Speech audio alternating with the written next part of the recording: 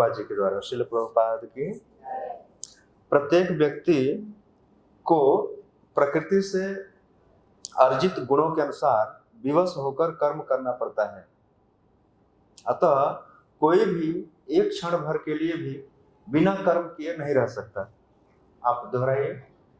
प्रत्येक व्यक्ति को प्रकृति से अर्जित गुणों के अनुसार विवश होकर कर्म करना पड़ता है।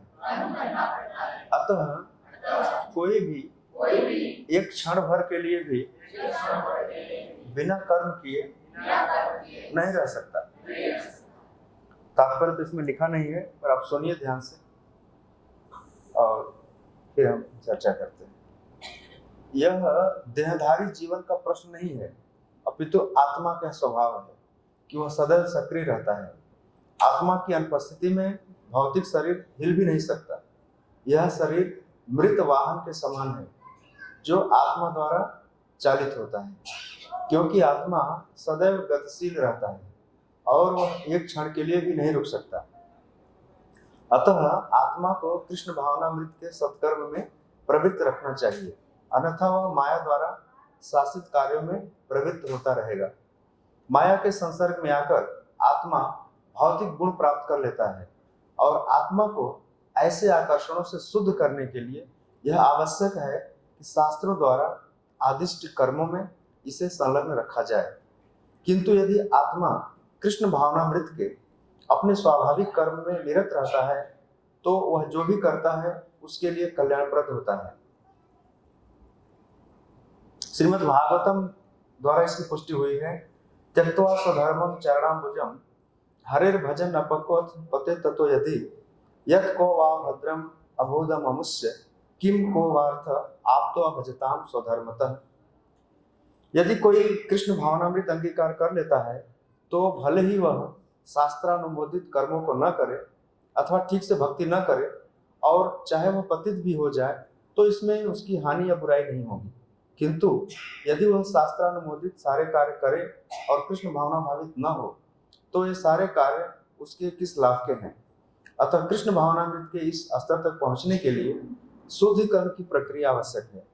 अतएव संन्यास या कोई भी शुद्धिकारी पद्धति कृष्ण भावनामृत के चरम लक्ष्य तक पहुंचने में सहायता देने के लिए है, क्योंकि उसके बिना सब कुछ व्यर्थ है। इस तरह से इस श्लोक का भक्तिवेदांत तात्पर्य समाप्त हुआ है। पीछे तक सुनाई दे रहा है, स्पष्ट क्लियर है? क्योंकि थोड़ा भी आज ट्रायल है, इसका ट्रायल बहुत चलता है हमारे प्रभु जी हैं उसके, देख रहे हैं कि जब तक ठीक नहीं हो जाए ट्रायल हमसे शुरू होता है। जब कोई नई चीज आते हैं तो हम ट्राई करते हैं उसको। आप लोग पीछे बैठे हैं, कंफर्टेबल है? ऊपर अगर नहीं कंफर्टेबल तो नीचे बैठ सकते हैं। नीचे कथा सुनने वाले ज्यादा लाभ मिलता है।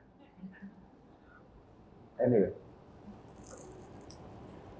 तो अभी तो ज्यादा मूवमेंट नहीं होगा। आप लोग बैठोगे ना शांति से, आप ही लोग हीरो है इस समाज के। तो वो लोग बच्चे कौन है, सब आगे पीछे कर रहे हैं?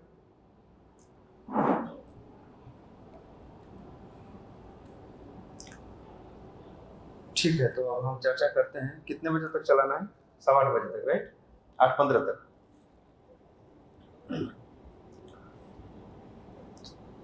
भगवत गीता आप लोगों में से मुझे नहीं लगता कि कोई रेगुलर पढ़ता है इसको। कोई नहीं पढ़ता है। पढ़ता है कोई? पढ़ता है? एक दो स्टूडेंट है जो रोज पढ़ते हैं।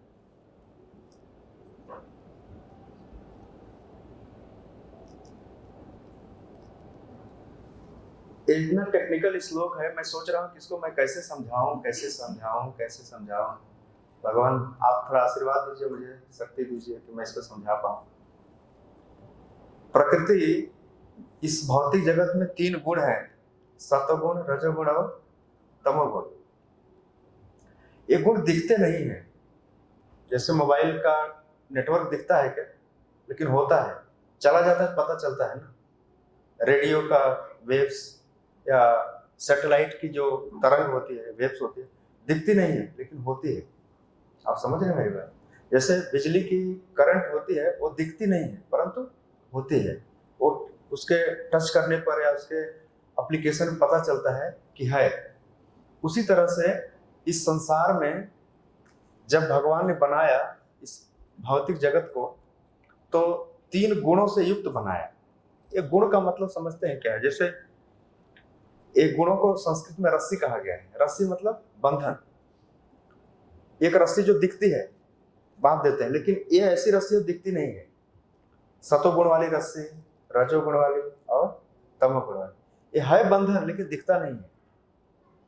और संसार के जितने भी प्राणी हैं ये सब इन 3 गुणों से बंधे हुए हैं। मतलब 3 प्रकार की रस्सी से बंधे हैं। कोई सतोगुण से बंधा है, कोई रजोगुण से बंधा है और कोई तमोगुण से बंधा है। हम में से हर कोई बंधा हुआ है, सारा जीव। तो तीसरे अध्याय के पहले श्लोक में अर्जुन ने भगवान से एक प्रश्न पूछा था। क्या प्रश्न पूछा था किसी को नहीं पता, क्योंकि प्रसंग कहाँ से है, कहाँ चल रहा है, कुछ आइडिया नहीं। तो ऐसी स्थिति में भगवान ने अर्जुन ने भगवान से कहा कि हे कृष्ण, अगर आप ऐसा समझते हैं कि बुद्धि कर्म से श्रेष्ठ है। दूसरे अध्याय के अंत में भगवान ने अर्जुन से कहा कि बुद्धि श्रेष्ठ है। तो अर्जुन ने क्या समझ लिया कि अगर बुद्धि श्रेष्ठ है तो कर्म करने की कोई जरूरत नहीं है। तो अर्जुन प्रश्न उठाया कि हे प्रभु, अगर आप कहते हैं कि बुद्धि ऊंची है तो फिर इस भयंकर युद्ध में क्यों लगा रहे हैं मुझे?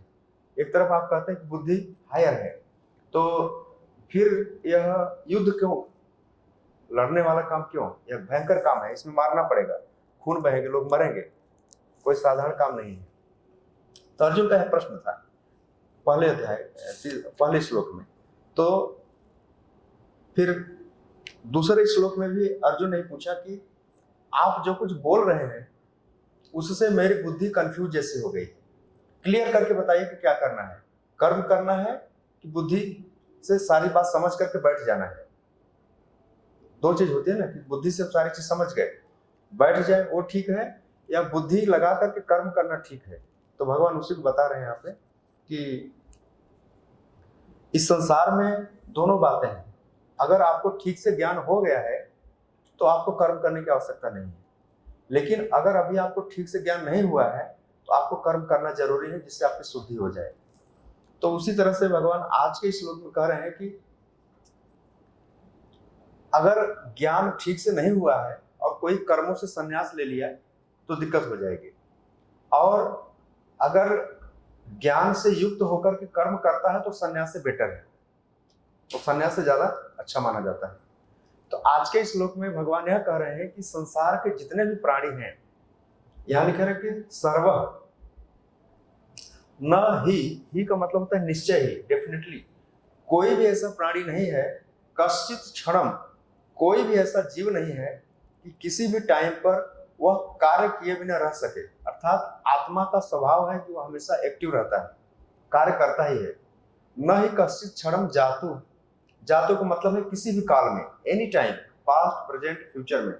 हम यहाँ देखिए सारे लोग बैठे हैं, सारे लोग एक्टिव हैं, माइंड से एक्टिव हैं, बॉडी से एक्टिव हैं। एक चींटी है तो वो भी कहीं न कहीं एक्टिव है, एक सांप है, जंगल में शेर है, देवता है, सब सारे लोग एक्टिव हैं। भगवान कह रहे हैं कि इस भौतिक जगत में कोई भी ऐसा टाइम नहीं है कि कोई भी प्राणी तिष्ठति रहता हो अकर्मकृत, कार्य किए बिना, मतलब बिना काम के कोई रह ही नहीं सकता, यह भगवान कह रहे हैं।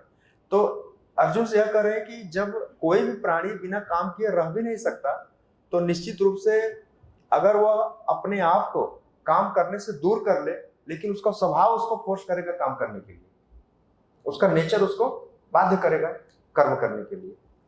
वही कह रहे हैं भगवान, कार्यते ही अवसर, अवसर का मतलब है विवश होकर के, मजबूर होकर के उसको काम करना पड़ेगा। कर्म सर्व, सभी लोगों को, और ये सारे कर्म कैसे करेंगे? प्रकृति जय गुण है, प्रकृति के द्वारा उत्पन्न गुणों से। तो प्रकृति के जो गुण है उनको पहले आप समझ लीजिए कि ये 3 गुण है। देहधारी जीव का प्रश्न नहीं है, जैसे हम सभी यहाँ बैठे हैं तो हम सारी देहधारी जीवात्मा है, तो देहधारी जीवात्मा का सवाल नहीं है, उसके अंदर जो आत्मा है उसके वजह से शरीर हिलडुल रहा है, आंखें देख रही है, मन सोच रहा है, कान सुन रहा है, तो यह आत्मा का मूल स्वभाव है एक्टिव रहना। तो कोई भी ऐसा टाइम नहीं है, न ही कश्चित क्षणम अपि, कोई भी टाइम ऐसा नहीं है तिष्ठति अकर्मकृत, वह काम किए बिना रह सके। तो जब काम करना ही है तो अच्छा होगा कि वो भगवान की इच्छा के लिए काम करे, जिससे उसका शुद्ध हो जाए। नहीं तो काम तो करेगा ही। जैसे आपने देखा हो कि बंदर हमेशा एक्टिव रहते हैं। आजकल लोग मोबाइल में ऐसे नहीं करते रहते हैं, बंदरों की तरह हमेशा एक्टिव रहते हैं। मोबाइल ने लोगों को बंदर बना दिया है। प्रभुपाद जी कहते थे कि मंकी जो होता है बहुत बिजी रहता है, busy without work like monkey. आप कभी उसको शांति से नहीं बैठे देख सकते। आप उसको देखेंगे लगे कि बहुत एक्टिव है, इसके पास बहुत जिम्मेदारी है, हमेशा उछल कूद मारता रहता है, यहाँ से वहां देखता रहता है चारों तरफ, राइट। तो यह हर प्राणी का स्वभाव है कि वह किस प्रकार के गुण के वशीभूत होकर के काम करता रहता है। तो आज का जो सबसे मूल बात यह है कि संसार के जितने भी प्राणी हैं वे कार्य करने के लिए विवश हैं, कर्म करने के लिए विवश है। अब कोई व्यक्ति कहे कि नहीं मैं कर्म करना ही नहीं चाहता हूं, मैं कर्म करूंगा ही नहीं, यह पॉसिबल नहीं, यह संभव नहीं। कर्म जरूर करेगा। कैसे करेगा? अवश्य कार्यते ही अवश्य। ये देखिए पहली लाइन में जो न के आगे ही लिखा हुआ है उसका मतलब है डेफिनेटली, निश्चित रूप से। और दूसरी लाइन में कार्यते के बाद ही अवश्य लिखा है, ही अवश्य वो भी है। तो संस्कृत में ह के पीछे जब छोटी की मात्रा लगाई जाती है तो उसका अर्थ होता है निश्चय ही, डेफिनेटली। तो भगवान जब ही शब्द का प्रयोग करें तो समझ जाइए कि वह निश्चित रूप में है, इसमें कोई गुंजाइश नहीं बची है। भगवान कर न ही बिल्कुल संभावना नहीं है, कश्चित क्षणम अपि, किसी भी काल में एक क्षण मात्र के लिए भी जातु तिष्ठति, वह रह पाए अकर्मकृत, कार्य किए बिना। बिल्कुल सिंपल है, किसी भी काल में यह पॉसिबल ही नहीं है किसी भी जीव के लिए कि वह काम न करे या कर्म न करे। कार्यते ही अवश्य कर्म, विवश होकर उसको कार्य करना ही पड़ता है। सर्व प्रकृति जय गुण, सभी प्राणियों को, सभी का मतलब क्या है, इसमें सारे देवता भी आ गए, मनुष्य भी आ गए, कीट पतंग भी आ गए, पशु पक्षी भी आ गए। ये सारे लोग जो है निम्न योनि से लेकर के ऊपर तक जितने भी प्राणी हैं सब लोग प्रकृति के गुणों के अधीन है और उनको कर्म करना ही पड़ता है। तो भगवान अर्जुन क्या शिक्षा दे रहे हैं कि अर्जुन तुम सोच रहे हो कि हम बुद्धि लगा करके शांतिपूर्वक बैठेंगे, भगवान खुश हो जाएंगे, या इस बुद्धि को, इस ज्ञान को जो लोग समझ जाएंगे फिर कोई काम नहीं करना पड़ेगा। बात ऐसी नहीं है। प्रकृति का गुण जो है उस जीवात्मा को कर्म करने के लिए बाध्य कर देगा, मजबूर कर देगा। तब क्या करोगे? इससे अच्छा है कि जो प्रकृति का गुण है, जो उसका स्वभाव है, उस स्वभाव के अनुसार अगर वह भगवान की सेवा करेगा तो मुक्त हो जाएगा। यह इसमें लाभ है। और अगर भगवान की सेवा नहीं करेगा तो बंधन में फंस जाएगा। कर्म ही हमारे बंधन के कारण है और कर्म ही हमारे मुक्ति के कारण है। कर्म तो करना ही है, किसी भी हालत में करना है। तो भगवान इतनी बड़ी बात पर कह रहे हैं कि अगर प्रभुपाद जी आगे तात्पर्य लिखेंगे कि अगर कोई भी जीव तमोगुण में है, अगर वह भक्ति करता है तो मुक्त हो जाएगा, रजोगुण में है भक्ति करता है तो मुक्त हो जाएगा, सतोगुण में है भक्ति करता है तो मुक्त हो जाएगा। अब एक प्रश्न यह उठता है कि मान लीजिए कोई जीव मुक्त हो गया, तो क्या मुक्त हो जाने पर वह ऐसा सोच सकता है कि मुझे कृष्ण की सेवा नहीं करनी पड़ेगी? नहीं, या माया की सेवा नहीं करनी पड़ेगी। मुक्ति की अवस्था में लोग सोचते हैं मुक्ति मतलब अब फ्री हो गए, अब कुछ नहीं करना है। मुक्ति का अर्थ यह नहीं है। मुक्ति का अर्थ यह है कि वह मुक्त होने के बाद जो माया की सेवा फोर्सफुली कर रहा है, बाधित होकर कर रहा है, वह स्वेच्छा से करेगा। यह मुक्ति की अवस्था है। आप समझते हैं जैसे अपराधियों को जेल में डाल दिया जाता है तो वहां पर वह जेल के अधिकारियों के आदेश पे काम करते हैं, और बाहर है तो स्वेच्छापूर्वक करते हैं। तो प्रकृति के तीन गुण समझो जेल के अधिकारी की तरह है। जीवात्मा को काम कराते ही हैं, उससे मजबूरी में उसे काम कराते हैं, फोर्स करते, नहीं करते तो उसको पिटाई करते हैं वहां पे। तो एक बात यहाँ पर यह समझने की है कि जब भगवान अर्जुन से कह रहे हैं कि सभी के लिए है, तो वास्तव में सबके लिए नहीं है। जो लोगों ने कृष्ण की शरण नहीं लिया है, जो लोग कृष्ण के भक्त नहीं हैं, उनके ऊपर यह नियम लागू होता है। और जो लोग कृष्ण की बात मान करके कृष्ण के शरणागत हो गए हैं, उनके लिए यह नहीं है। 7वें अध्याय का 14वां श्लोक में आप देखेंगे तो भगवान कह रहे हैं कि 7.14 बहुत प्रसिद्ध श्लोक।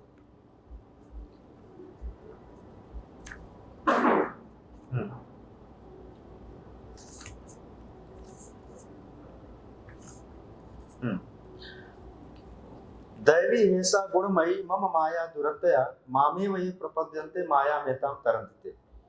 तो प्रकृति के 3 गुणों वाली मेरी दैवी शक्ति को पार कर पाना कठिन है, किंतु जो मेरे शरणागत हो जाते हैं वे सरलता से इसे पार कर जाते हैं।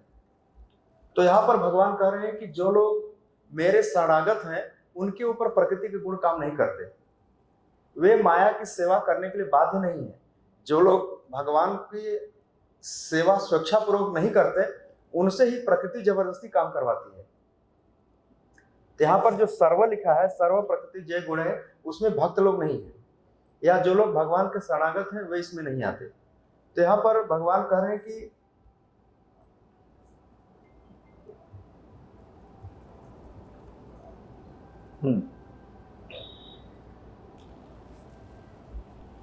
भगवान के भक्तों को छोड़ करके जितने भी प्राणी हैं वे लोग प्रकृति के गुणों के अधीन विवश होकर के उनको माया की सेवा करनी पड़ती है। कारते ही अवसर कर्म सर्व प्रकृति जय गुणे।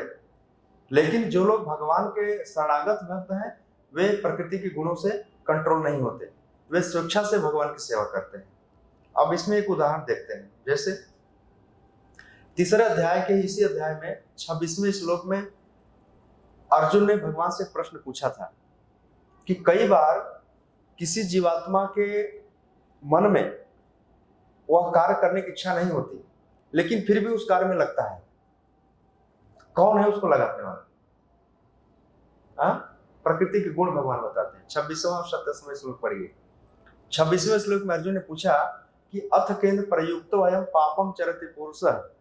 हे भगवान, कौन सा ऐसा कारण है जो जीवात्मा को पाप कर्म में लगा देता है? जीवात्मा की इच्छा नहीं है पाप करने की, लेकिन कोई ऐसी शक्ति है जो उसको पाप कर्म में प्रवृत्त करती है, फोर्स करती है। तो भगवान उत्तर में क्या देते हैं? काम ऐसा, क्रोध ऐसा, रजोगुण समुद्भव है। रजोगुण से वही प्रकृति का गुण आ गया। प्रकृति के गुण से, रजोगुण से काम और क्रोध पैदा होता है और यही उस जीवात्मा को पाप कर्म में लगाते हैं। तो श्रील प्रभुपाद जी एक उदाहरण दिया करते थे, जैसे आपने गीता में एक इसमें चित्र में दिया गया है कि 3 स्त्रियां हैं, उनके हाथ में रस्सी है और 3 पुरुष कंट्रोल करते। देखा आपने चित्र? कठपुतली वाला वो चित्र देखा है? माया कैसे 3 गुणों के द्वारा जीवों को नचाती है। वो 3 गुण कौन है? 3 रस्सी है, सत्वगुण, रजोगुण और तमोगुण, उनसे कंट्रोल है। तो रस जीवात्मा है और रस्सी है और रस्सी को कंट्रोल करने वाला कोई और है। जैसे आपने कठपुतली देखा है, कठपुतली में क्या करता है? जैसे जैसे खींचता है वैसे वैसे वो नाचता है कठपुतली, राइट? तो यहाँ पर एक अंतर है।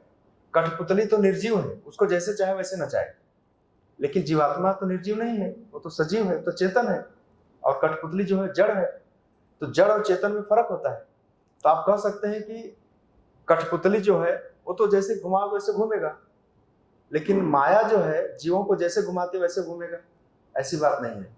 जीव के पास एक ऑप्शन है, चुनाव है, एक विकल्प है।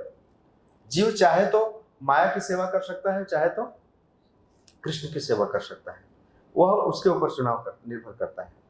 अगर कृष्ण का चुनाव, सेवा करने का चुनाव करती है जीवात्मा, तब वह इस प्रकृति के गुणों के बंधन में नहीं आती है। नहीं तो जीवात्मा 3 चीजें हैं, कठपुतली है, धागे हैं और सूत्रधार है जो उसको किया है। इधर जीवात्मा है, प्रकृति है और कृष्ण है। तो कृष्ण के अंदर में प्रकृति है और प्रकृति के अंदर में जीव है। जीव को कौन कंट्रोल कर रहा है? प्रकृति के गुण। और प्रकृति के गुणों को कौन कंट्रोल कर रहा है? कृष्ण कर रहे हैं। तो अगर देखा जाए तो कर्म कौन कर रहा है? जीवात्मा कर्म कर रहा है, या प्रकृति के गुण कर्म कर रहे हैं, या कृष्ण कर्म कर रहे हैं? हमारे लिए आप बोले कि कृष्ण ही करा रहे हैं, वही नचा रहे हैं इसलिए जीव नाच रहा है, राइट? लेकिन कृष्ण की इच्छा है कि जीव जो है माया के द्वारा न नाचे, कृष्ण हमारे नाम पे नाचे। कृष्ण चाहते हैं कि जीव हमारे इशारे पे नाचे, हरे कृष्ण मंत्र जप करे तब नाचे, न कि फिल्मी गाने पे नाचे। यह कृष्ण की इच्छा है, राइट। तो कृष्ण नचाना चाहते हैं सभी जीवों को प्रकृति के गुणों से मुक्त होकर के। तो फाइनली कोई प्रश्न उठा सकता है कि कठपुतली तो अपने नाम नहीं नाच रही है, धागे उसको नचा रहे हैं। नहीं, धागे को पकड़ने वाला उसको नचा रहा है। उसी तरह से कोई कह सकता है कि जीवात्मा के द्वारा जितने भी कर्म किए जा रहे हैं वो प्रकृति के गुणों के द्वारा हो रहे हैं, और प्रकृति के गुण कृष्ण के अधीन है। इसका मतलब है कृष्ण ही सब कुछ करवा रहे हैं। अर्जुन ने यही प्रश्न पूछा था भगवान से कि न चाहते हुए भी पाप कर्म कैसे करता है, अनिच्छन्नपि वार्ष्णेय बलादीव नियोजित है। हे विष्णुवंशी कृष्ण, इच्छा न होते हुए भी जीवात्मा से पाप कौन करवाता है? तो अर्जुन ये क्लियर करना चाहते हैं भगवान से कि आप बता दीजिए कि कौन करवाता है, नहीं तो लोग आपके ऊपर आरोप लगाएंगे कि आप ही करवाते हैं। आजकल बहुत सारे ऐसे लोग बोलते हैं ना कि पाप होने से भगवान ही करवाता है। ऐसा नहीं है।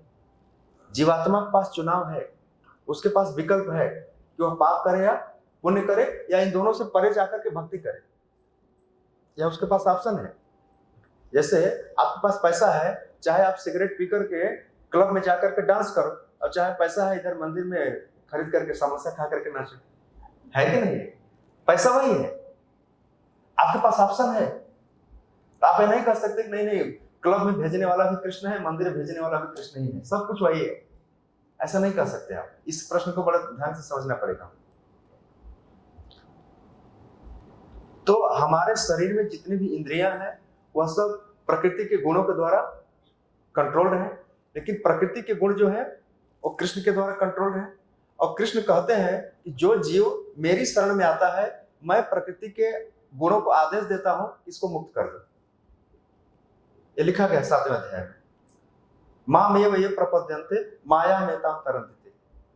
तो असली प्रश्न यहां पर है कि हम और आप इस प्रकृति के गुणों से मुक्त होना चाहते हैं, नहीं चाहते हैं।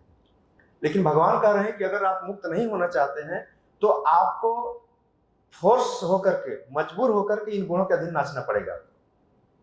नाचना तो है ही आपको। तो प्रभुपाद जी ने कलयुग में आत्म साक्षात्कार यानी स्वरूप सिद्ध ज्ञानी व्यक्ति के लिए सबसे सरल उपाय बताया, नाचो, खाओ और गाओ। हरे कृष्ण मंत्र गाओ और कीर्तन होता है तो नाचो। उस नाचने में आप प्रकृति के गुणों के पार हो जाते हैं। इसीलिए प्रभुपाद जी ने अमेरिका जैसे देश में, उनको अमेरिकन को किसी को नहीं पता था ये प्रकृति गुण क्या होता है, पर यह विधि इतनी पावरफुल है कि जो भी कीर्तन में नाचता है या प्रसाद खाता है वह प्रकृति के गुणों से पार हो जाता है। वो फोर्सफुली नहीं नाच सकता, जबरदस्ती नहीं नाचता हो, वह भगवान उसको फिर नचाते हैं। और इस नचाने का असर क्या होता है? माया मेतां तरन्ति, वो माया से मुक्त हो जाता है। और नहीं तो माया नचाएगी। जैसे जेल के बाहर या तो सरकार के अंडर में रहो, और नहीं जेल के अंदर जेल के अधिकारियों के अंडर में रहो। तो जेल के अधिकारियों के अंडर में रहने का मतलब है प्रकृति के गुणों के अंडर में रहना है। वो खतरनाक है, वो थोड़ा कष्टदायी है। और जेल के बाहर रहने का मतलब है भगवान के डायरेक्ट गुणों के अंदर रहना है। इस तरह से हम कर्म का अर्थ क्या समझते हैं? यहाँ पे कर्म का अर्थ यहाँ पर है सेवा करना। तो हमारे पास दो ऑप्शन है, या तो हम माया की सेवा करके माया का दास बन जाएं, या कृष्ण की सेवा करके कृष्ण दास बन जाएं, राइट। यह दो ऑप्शन हमारे पास है। और दास होना जो है यह कोई छोटी बात नहीं है, ध्यान रखिएगा। चैतन्य चरितमृत में भगवान कहते हैं, मैं दास उसी को बनाता हूं जो प्रकृति के गुणों से पार हो गया है, जो बंधनों को काट दिया है, उसी को दास बनाता हूं। जिसको हमारे नाम के आगे दास लगता है ना, वास्तव में हम दास उसको सिद्ध नहीं कर पाए हैं, लेकिन उस प्रोसेस में है। तो भगवान का दास होना बहुत बड़ी बात है। एक बार अमेरिका में प्रभुपाद जी से पूछा कि Prabhupada, are you devotee of Krishna, are you servant of Krishna? तो प्रभुपाद जी कहते हैं, no, I am trying to be servant of Krishna. Servant होना छोटी बात नहीं है, राइट। माया का सर्वेंट होना बहुत छोटी बात है। प्रकृति के गुणों के इशारे पर नाचना, ध्यान रखिए, बाहर सब नाच रहे हैं, पूरी दुनिया सब नाच रहे हैं। सारी इंद्रियों का अपनी डिमांड है, वो जहां बोलती है तुरंत सिस्टम एक्टिव हो जाता है, ले चलो। राइट। तो जीवात्मा किस तरह से है, वो भगवान का अंश, लेकिन माया के डोमेन में आकर के, माया के साम्राज्य में आकर के उसकी हालत तो देखो आप, कैसे माया दिन रात उसको पीटती रहती है, खाने के लिए कुछ भी नहीं देती है, थैंकलेस जॉब है, और उसे पूरा दिन रात अपने सेवा में लगा के रखती है। तो यह जीव की दशा ऐसी है, मायाबद्ध जीव नहीं स्वतः कृष्ण ज्ञान। यह जीव जो है माया मुग्ध है, माया के वैभव से बिल्कुल अट्रैक्ट हो गया है, और उसको कृष्ण का ज्ञान भी नहीं है। माया मुग्ध जीव नहीं स्वतः कृष्ण ज्ञान, कृष्ण करुणा करके कैला वेद पुराण। तो कृष्ण ही कृपा करके इन वेद पुराण को दिया, एक गीता का उपदेश दिया, महाभारत का ज्ञान दिया, भागवतम में ज्ञान दिया। चैतन्य महाप्रभु आकर के बोले कि कलयुग में तुम ज्यादा कुछ नहीं कर सकते, तुम खाली हरे कृष्णा गाओ और प्रसाद खाओ, माया से तुम मुक्त हो जाओगे। हरे कृष्णा कृष्णा कृष्णा हरे हरे, हरे राम राम। तो आधुनिक स्थिति में थोड़ा विचार कर लें कि वर्तमान अवस्था में सभी जीव इंद्रिय तृप्ति के पीछे पागल हैं, और इंद्रिय तृप्ति के पीछे उनकी जो दुर्दशा हो रही है आपके सामने है, सब देख सकते हो। तो इंद्रिय तृप्ति वास्तव में, यह जो लोग भगवान की सेवा नहीं करते उनको माया अपनी सेवा में लगा करके इंद्रिय तृप्ति करवाती है और उनको बड़ा कष्ट देती है। तो सेवा नहीं करने का दुष्परिणाम क्या होता है? अगर कोई जीव भगवान की सेवा नहीं करेगा तो उसे माया की सेवा करनी ही पड़ेगी। वही आज के श्लोक में लिखा है, न ही कश्चित् क्षणमपि जातुम, आगे क्या लिखा है, तिष्ठत या कर्मकृत, काम के बिना रह ही नहीं सकता हो, कारते ही अवसह कर्म सर्व प्रकृति जय गुण है। प्रकृति के गुणों के द्वारा जितने उत्पन्न है सारे प्राणी इसमें आते हैं, लेकिन जो भगवान के शरणागत हैं, मामे वये प्रपद्यन्ते माया मेताम तरन्ति, दैवी है सा गुणमयी मम माया दुरत्या। भगवान आगे चल के बताएंगे 7वें अध्याय में कि मेरी जो माया है 3 गुणों से बनी हुई है, त्रिगुणात्मक है, इससे कोई पार नहीं पा सकता। कोई सतोगुणी भी हो जाए, कितना भी सतोगुणी हो जाए, माया से मुक्त नहीं हो सकता। रजोगुणी तमोगुणी का सवाल ही नहीं उठता। लेकिन भगवान एक उपाय वहां बता दिए, क्या, मामेव ये प्रपद्यन्ते।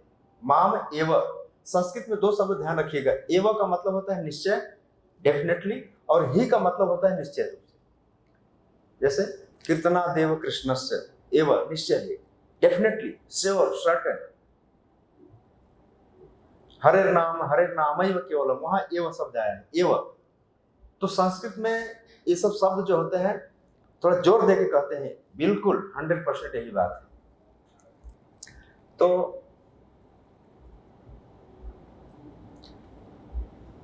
आधुनिक स्थिति में इंद्रिय तृप्ति की लालसा जीवों के अंदर इतनी अधिक हो गई है, माया उनको दिखाती कुछ और है और डिलीवर कुछ और करती है, राइट। माया का काम है दिखाना कुछ और देना कुछ और। तो उनकी बुद्धि को कवर कर देती है, इसको बोलते हैं आवरणात्मिका शक्ति, और फिर उनको प्रक्षेपात्मिका, उनको अंधे कुएं में फेंक देना है। भागवत में एक जगह, जिस देश में हम बैठे हैं उसका नाम क्या है, भारतवर्ष। भारतवर्ष पूरी पृथ्वी का नाम है। खारे पानी के समुद्र से जो घिरी हुई है लैंड जो है, उसका नाम क्या है, भारतवर्ष। हम लोग भारत खंड में रहते हैं, जम्बू द्वीपे भारतवर्ष, भारत खंडे, राइट। तो भारतवर्ष में जिस व्यक्ति के नाम पर भारतवर्ष पड़ा, उनका नाम भरत महाराज था। उनके पिता ऋषभदेव, भागवत के 5वें स्कंध में कथा आती है।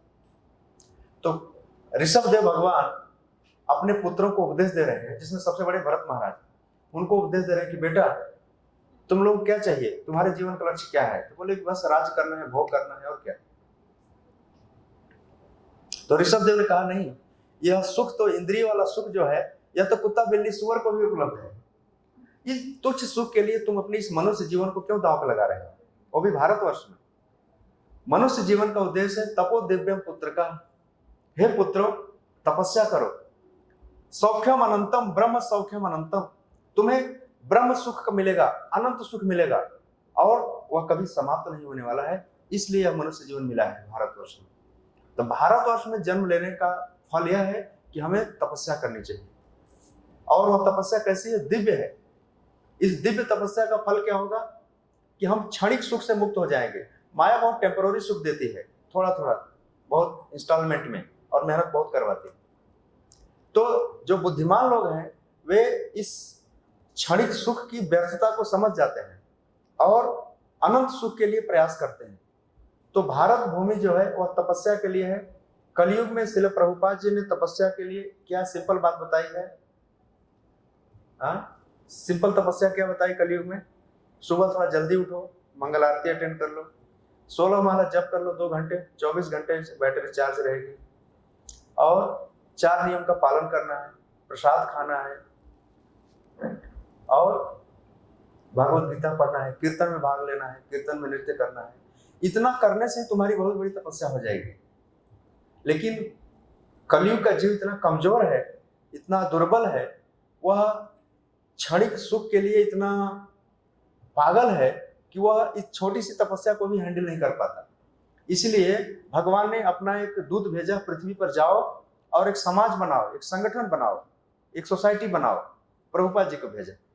तो प्रभुपाद जी ने आकर के संस्था बनाई कि संस्था में रहेंगे, सारे इकट्ठे रहेंगे तो इनको बल मिलेगा, अकेले तो कुछ नहीं कर पाएगा, अकेले तो उड़ जाएगा। तो संस्था बना करके भूतल पर, पृथ्वी पर हम सबकी सुरक्षा के लिए भगवान आज भी चिंतित हैं और वही काम कर भी रहे हैं।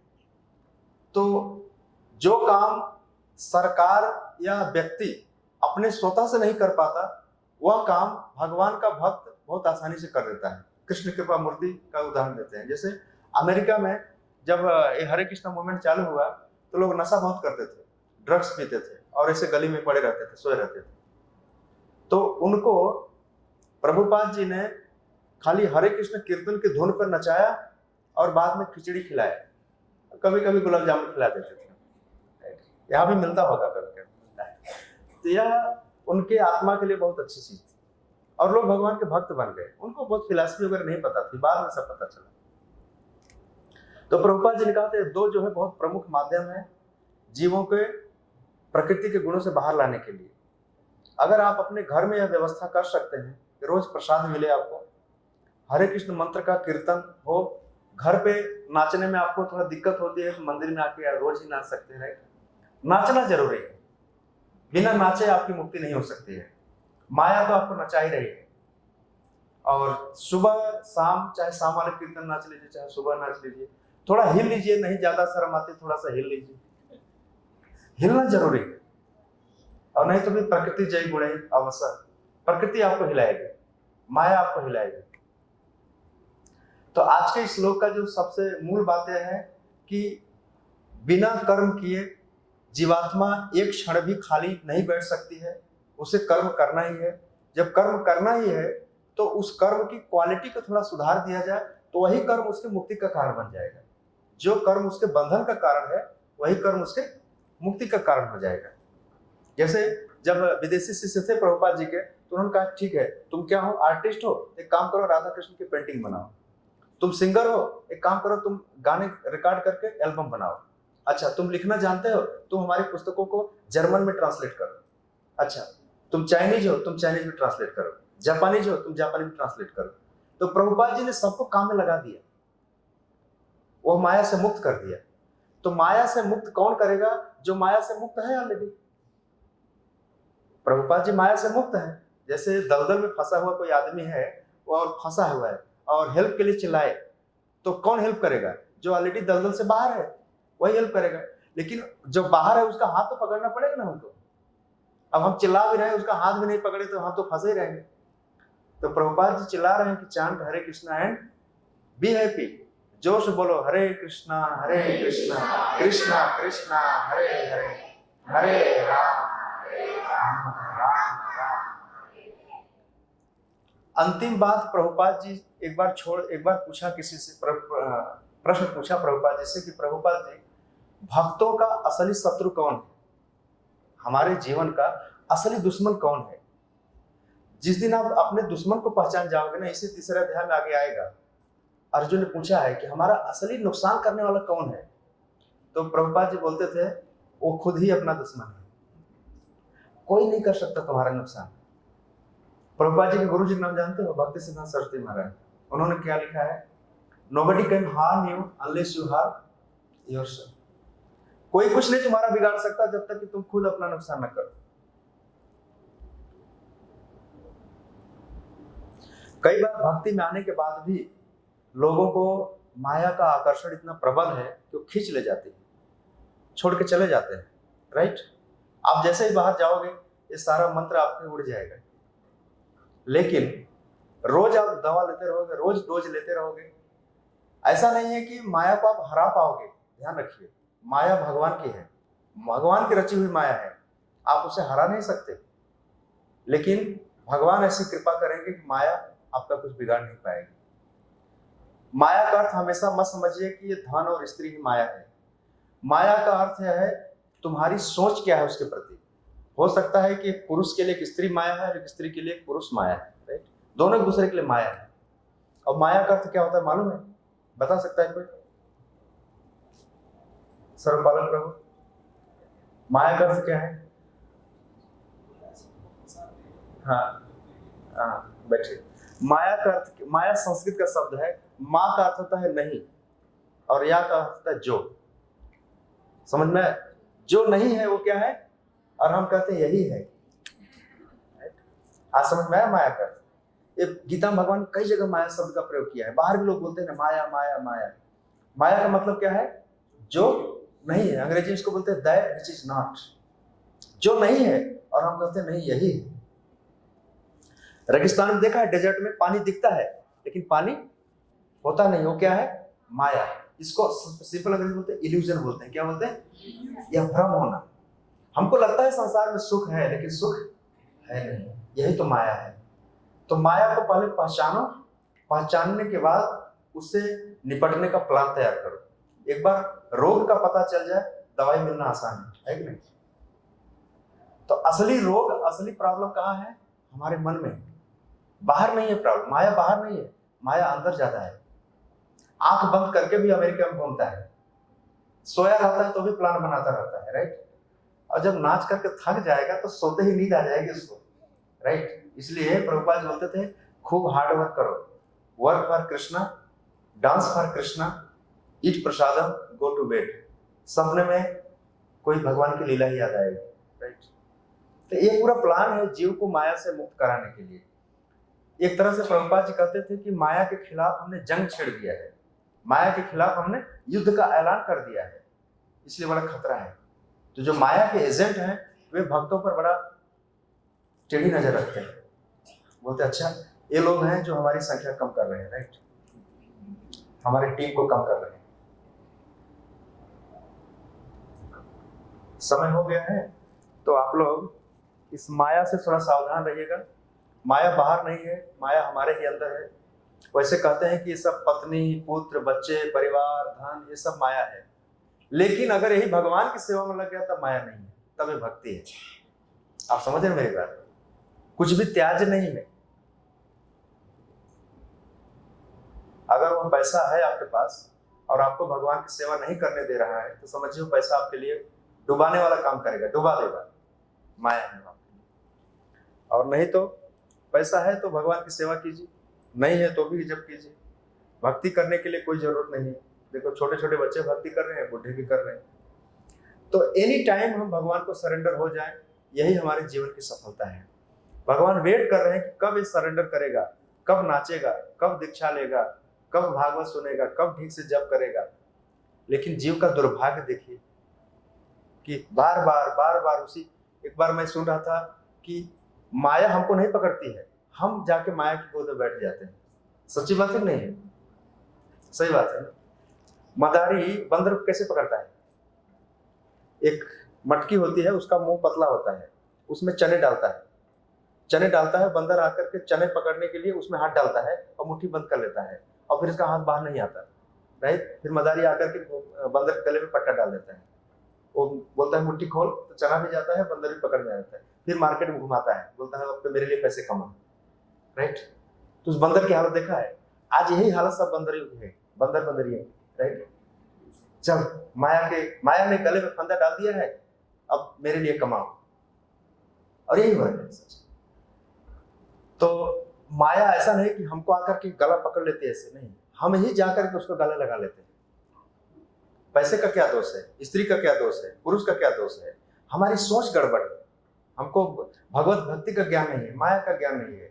हमने उसको अपने एंजॉयमेंट के लिए समझ रखा है, हम अपने आप को एंजॉय समझते हैं, राइट? यही गड़बड़ी है।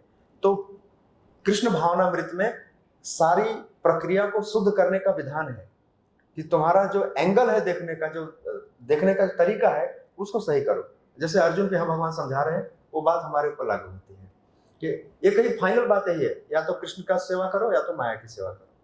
और माया की सेवा करने के लिए बाध्य, आज की श्लोक में ही है ना, कार्यते ही अवसह कर्म, कर्म करने के लिए फोर्स है, बाध्य है। सर्व, सभी लोग, कोई से छूटा नहीं है। प्रकृति जय गुण है, ब्रह्मा से लेकर के चींटी तक सारे देवता भी बाध्य हैं इसके। लेकिन भक्त की स्थिति सबसे परे है, सबसे परे है। क्यों? क्योंकि भक्त ने सरेंडर कर दिया है। और जो भगवान कहते हैं मामे ये प्रपद्यन्ते माया नेता तरन्ते, जो लोग मुझे सरेंडर कर देते हैं वे माया से तर जाते हैं। कोई दूसरा उपाय भगवान ने दिया ही नहीं। सरेंडर कराओ, कोई दूसरा विकल्प नहीं हमारे पास। तो सरेंडर आज करो या कल करो, तो जो कल करना है आज ही कर दो। करना तो पड़ेगा एक न जन्म में। क्यों वेट कर रहे हो कि नहीं अब उम्र आएगी तब माला लेंगे, तब जब करेंगे, तब दीक्षा करेंगे, अभी ये काम बाकी है, वो काम बाकी है? नहीं, चीटिंग काम नहीं करती। आज और अभी इमीडिएटली सरेंडर करो। हरे कृष्णा कृष्णा कृष्णा हरे हरे, हरे राम राम